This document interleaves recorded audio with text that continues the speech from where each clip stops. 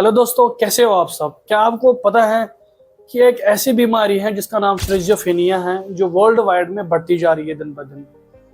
श्रिज़ोफ्रेनिया अगर हम देसी लैंग्वेज में बोलेंगे, इसको बोलते हैं स्प्लिटिंग ऑफ माइंड, यानी कि दिमाग का टूटना। इसका मतलब क्या है?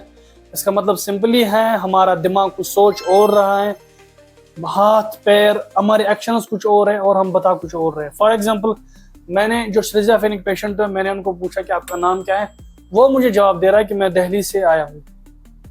ये है श्रिज़ोफ्रेनिया। मैंने सवाल कुछ और पूछा, वो जवाब कुछ और दे रहा है और एक्शन उसकी कुछ और होगी। डेफिनेटली उसकी एक्शन कुछ और होगी।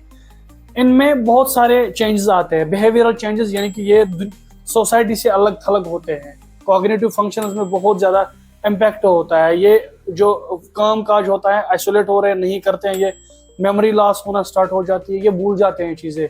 दूसरा, डिल्यूजन और हेलुसिनेशन मोस्ट कॉमन है इनमें। डिल्यूजन क्या होता है? इनको लगता है कि जो लोग हैं, सोसाइटी है, जो भी इर्द गिर्द होते हैं इसके, ये इसी के बारे में बातें कर रहे हैं, या इन्हीं को इसी पेशेंट को डिस्कस कर रहे हैं, या इसी के बारे में कुछ भी बातें कर रही है। इसको लगता है इस पेशेंट को, जो कि एक्चुअल में होता नहीं है। इसको अपने घर वालों पे भी शक होता है। अगर जब घर वाले खाना परसीव करते हैं, खाना देते हैं, ये उनको कभी कभी बोलता है कि पहले आप खा लो। इसको ये लगता है कि शायद ये मुझे मारने के लिए इन्होंने जहर मिलाया होगा खाने में, ठीक है।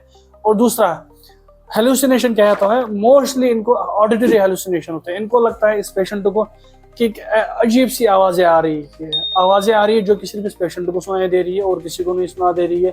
या इसको एक पर्सन भी दिखाई दे रहा है, ये बताता है कि मेरे को एक इंसान है, वो मुझे अजीब अजीब सी हरकतें कर रहा है, या एक आवाज़ आ रही है, खौफनाक आवाज़ें होती है, खौफनाक आवाज़ें हो सकती है, जो गाली गलौच वाली हो सकती है, या जो इसको गलत काम करवाने पे मजबूर कर सकती है। ये क्या होता है? ये पेशेंट के ये सारे प्रोस्पेक्टिव होते हैं। ये पेशेंट की जब हम हिस्ट्री लेते हैं तब ये बोलता है ये सारा कुछ।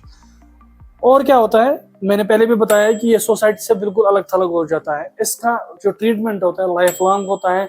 इनको बहुत ही केयरली, थॉरोली देखना पड़ता है, सोसाइटी में भी, फैमिली में भी, क्योंकि ये हार्म कर सकते हैं, सेल्फ हार्म कर सकते हैं, सुसाइडल थॉट्स भी आ जाते हैं, या सुसाइड भी कर लेते हैं। दैट्स वाई इनको लाइफ लॉन्ग ट्रीटमेंट की जरूरत होती है, कंटिन्यूस सुपरविजन की बहुत जरूरत होती है।